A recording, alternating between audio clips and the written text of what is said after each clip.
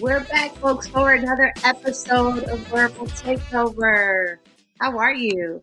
Well, let me just tell you, for those of you that may be considering attending CES or South by Southwest or any other conference that is coming up in the new year, this is the episode for you. And I'm coming off of a high from attending the major conference in Portugal that was sponsored by the Black Innovation Alliance. I went with a delegation to Web Summit, and I was so excited to meet so many founders from around the world and many other organizations and ecosystems that are helping to develop and stimulate innovation. But anyway, let me tell you this.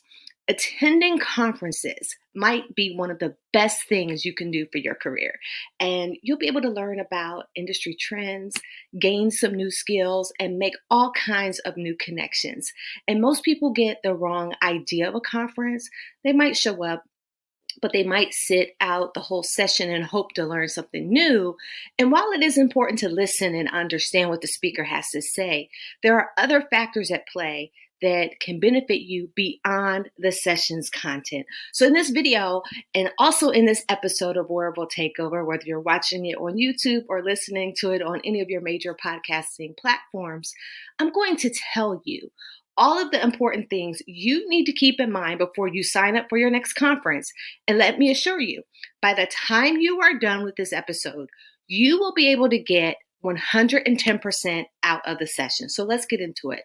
Number one, go a little early and get noticed. Usually before a conference starts or a particular session, some attendees come before to meet one another, and they'll network in general. And to be honest, it is the best time to be at a closed event because everyone is fresh and they're full of energy. And you can utilize that time to introduce yourself with the speaker, organizers, or other participants to connect with them. So during this pre-conference time, people interact with each other. You can drop or scan your business cards and connect with them on social media like LinkedIn, and then interact later.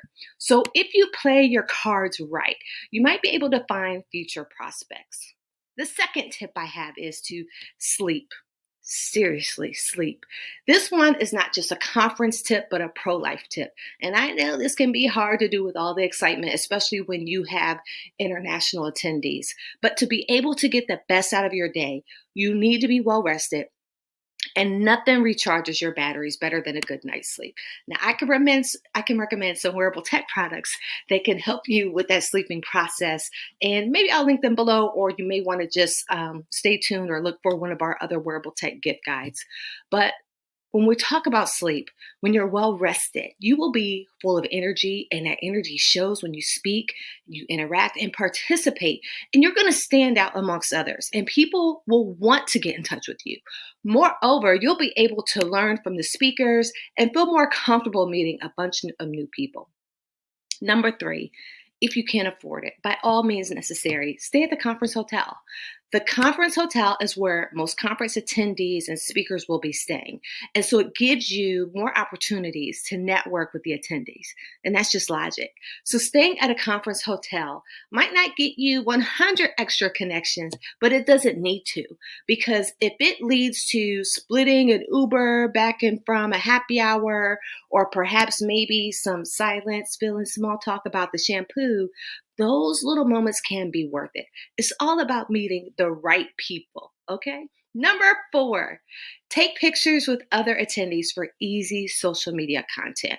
You might have seen some of my content when last year I was in New York at some of the conferences there based on innovation. So your networking and your business cards disbursement will be of no use if you cannot interact or contact with those folks later, whether it be in small activities on social media like LinkedIn, or to create a bond that is deeper than just saying, hey, I met a person at a conference a couple of months ago, and I'm not sure if they're going to recognize me anymore. Okay, so a super simple way is to take pictures with other attendees who you want to stay in touch with, and then post your pictures with them on your account and maybe tag them or mention the event that you went to. This will not only make you remember them, but it will make you a part of their online social circle. A pro tip here is that a big part of your resume now is your LinkedIn profile. And if someone wants to hire you, they definitely look up your profile to see if you will be worth their salt. Number 5, have an elevator pitch. Now, this is not just, for founders who often have to pitch, but everyone should have an elevator pitch. And a lot of times you hear a lot of branding experts talk about this too. You're going to get asked, what do you do? An average of 90 bazillion times at any given conference. And so you want to make sure that you have a good answer. Rehearse your elevator pitch. Now, what makes a good elevator pitch? You want your pitch to be clear, descriptive, and emotional. How do you do that?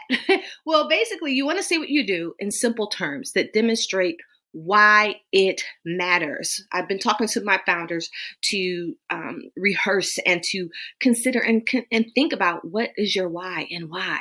So feel free to work on an example or a short story and examples that can help you stick in people's heads. Number 6, eat lunch with people. Lunch might be the easiest time to connect with new people. And at lunch, everyone is naturally milling around without much direction. They're looking for places to sit and to eat. And all you need to do is walk up to a table that's starting to gather people and ask, do you mind if I join you? Or is this seat taken? But do keep in mind that sometimes you'll go into a conference with specific goals to network with specific people or build partnerships. In this context, you may be scheduling lunches in advance and you won't need to walk up to people cold. Okay. I had an experience where I did this exercise and asked someone, was this seat open? And ended up meeting a wonderful connection from Australia. So don't minimize that tip. Number 7, wear layers, and ladies, comfy shoes. Conference centers are often over air conditioned, so bring an extra layer just in case. And if you get cold and don't have something extra to put on, you might find some warm swag in the exhibit hall. Exhibitors often give out t-shirts, but don't let a bad pair of shoes send you back to the hotel early. So when you're at an event or a conference where you see a lot of potential for yourself to grow and connect with good people, you don't want to skip a beat. And so if the session is good, you will feel like you're on vacation, which is mostly planned by someone else. So if you don't have a good pair of flat shoes or comfortable shoes, make sure you put that on your must-have shopping list for the new year. Number 8, connect quickly and get rid of that pile of cards, or make sure you're making use of those digital cards. So business cards are like bread, and so they get stale quickly. After a few days, you'll forget what you talked about. After a week or two, you'll forget how you met them completely. It just happens. We're human. We're not robots yet. So you have just a few days to connect with that person over email. So make sure you're reaching out quickly. And if they gave you instructions like I often do, please make sure you follow those instructions, especially if they're pointing out things in their digital card. Nothing says that you don't care what that person said if you don't follow the instructions or don't schedule that meeting in the way that they told you to do so. Okay. So as you do, look for opportunities when you're connecting with those people from the conference to share an article or a post that's relevant to the conversation that you had with them. So if you shared something you wrote and they liked it, politely offer to add them to your newsletter list. Smart networks, they know that their email list is a key way to keep in touch. So if you still have cards sitting under your monitor after a week or two, or if you haven't fully accepted a digital business card, make sure you connect with them on LinkedIn, and then, move on. Still take a minute to mention that you enjoyed meeting with them at the event. So a custom LinkedIn invitation only takes a minute and it makes a huge difference. Oftentimes, I do not accept LinkedIn invitations if they do not have a message. And so, as well as if I don't know who they are connected with in my particular network. So, here it is. I'm sure following, these tips that I provided and combining them with some of your current experiences while attending the conference will make a difference. And remember, you don't have to be the elephant in the room to get noticed, okay? But only do enough so that people can remember, can recall you to something, something that they can recall from an activity that you both engaged in, or if you mention something that resonates with them. Introduce yourself in a way that leaves a mark. Thanks so much for taking the time out to watch this video.